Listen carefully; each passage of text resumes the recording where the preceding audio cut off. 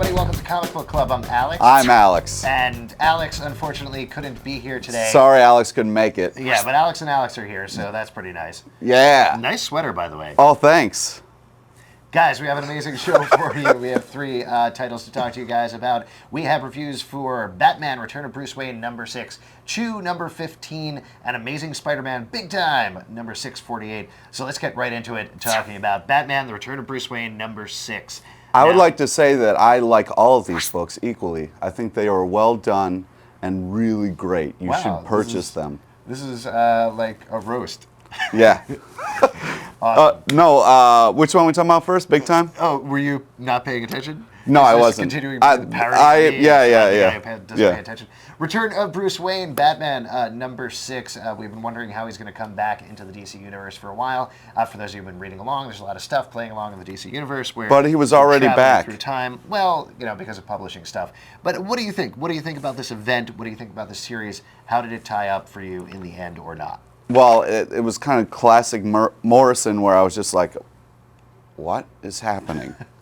And even at the end, I was like, so the Bat was this alien thing that was chasing him through time? Totally straightforward. There's a hyperflora who is eating through time, and of course, Batman has to wear it in order to defeat it. Oh. I don't understand what isn't straightforward about that. Okay, all right, yeah, because I was like, they were like, the alien thing was like I'm complete, I am one with Batman, you can't get rid of me, but then Superman was like, I'll just pull it off of you.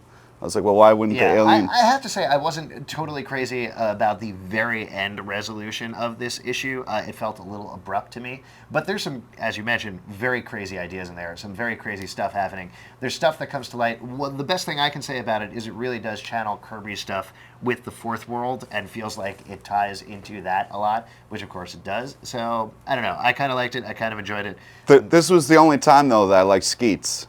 When Skeets was like, hey, you know what, guys? Batman said to chill. I like Skeets? What? Every time. I don't. All right, let's move on. Wait. I just want to say I like the other Morrison book where Batman came back a lot better than this Morrison book where Batman came back. I think this is enjoyable. It's a well-drawn series, well-written series. Definitely pick it up. Let's move on to one of Pete's favorites, Chew, number 15. For those of you who never picked up the series from Image, it's about a Chibopath. Is that correct? Yeah, nice job. A guy who eats stuff and then can get psychic readings from it. This is the Thanksgiving episode of the show. Sure, I shouldn't have specified what a Chibopath is. Pete, you're a big fan of the series. Want to talk about it? Yes, I would. First, I would like to mention the triple fold cover. Nicely done. The old Thanksgiving dinner. Very cool, almost Godfather-esque, but the story itself kind of touching. No, let's keep talking about the cover. The story itself very touching. You get to meet the Chew family, which is cool. You get to meet all the brothers and sisters and relatives and stuff like that. And it's a fun dynamic, a lot of fun bits in this book. That's one of the things I really like about it. A lot of little things, also a lot of big things. It's constantly rewarding the reader for paying attention and reading it. So, plus, it's an award-winning book, so why aren't you reading this? There you go. I read or see anything that's won an award, literally. I've seen Braveheart like a million times. Oh, don't. Mel Gibson, no, stop. Oh, it's fine. No, I don't think there's anything wrong with him. I stopped paying attention to him 2 years ago. All right, well then, yeah. Yeah. I will say, actually, I picked up the first 2 issues of Chew, and I liked it, but I didn't love it. And in terms of limiting my stack, tried to cut it out. But I really liked this issue a lot. I thought it was a lot of fun. The art was very good. I agree with you. The bits were good, and it was easy to jump right in. Figure out what was going on. That's what's nice about Chew is it's not so... You never not know what's happening, which is great. I'm actually tempted, after reading this issue, to go back and check out the ones that I missed. Yeah, you should. All right, great. Last but not least, we are going to talk about Amazing Spider-Man number 648. As Pete said, big time. This is Dan Slott coming on the title as a 2-time-a-month writer, rather than the 3 times a month that has been. Kicking off with Humberto Ramos on art.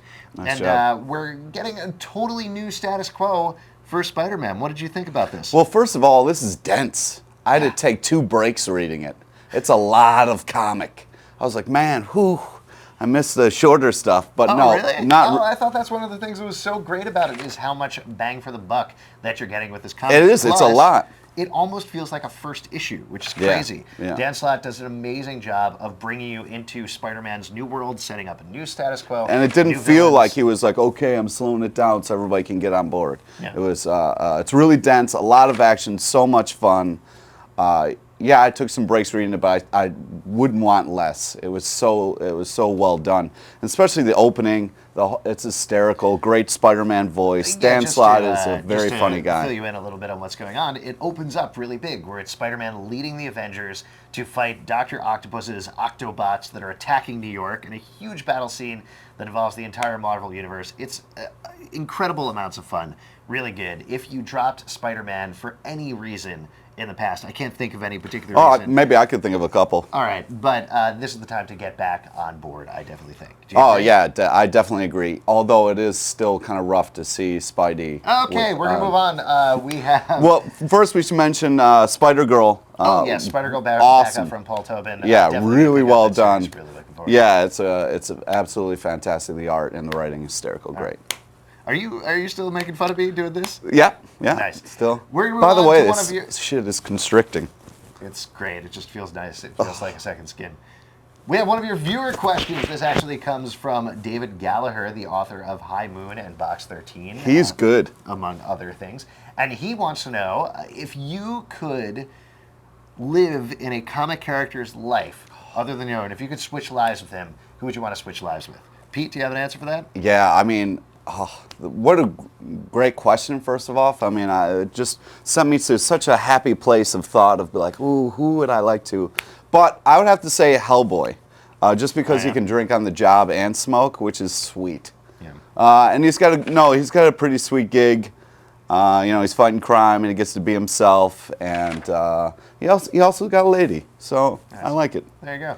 I would actually switch with Wolverine, and I think I know. Who's switching spots now? Well, there's two reasons. One, I could be Wolverine, and, I worry about hurting myself sometimes. I get a little worried, like, what if I fell on the subway, tracks or something like that? What if somebody bumped me? So I wouldn't have to worry about that. And then, on the other end, if we're switching lives, Wolverine could take care of a bunch of, stuff for me, I think. Like what? My body. I don't know.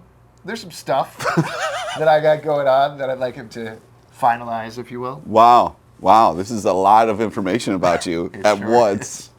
That's like the opposite reason you should be a Wolverine.